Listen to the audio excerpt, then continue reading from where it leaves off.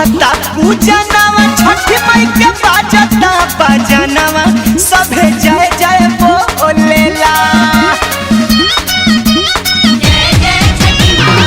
होखता पूजनवा छठी माई के बाजता बजनवा सभे जय जय बोलेला। त छठी घाट नाचतारी भौजी के कमरिया डोलेला।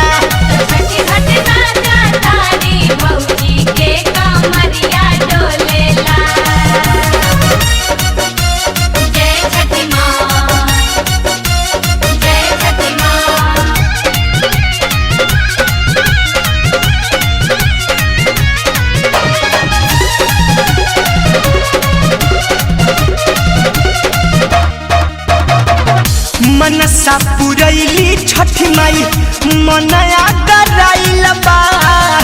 एही से जोड़े जोड़े कोसिया भराइल बा। मनसा पुरैली छठी माई मनया कराइल बा। एही से जोड़े जोड़े कोसिया भराइल बा। जल पीछे गड़ल उखिया दियरी जरैली पनिया छप छप झोलेला। जल पीछे गड़ल उखिया दियरी जरैली पनिया छप छप झोलेला। त छठी घाट नाचतारी भौजी के कमर डोलेला।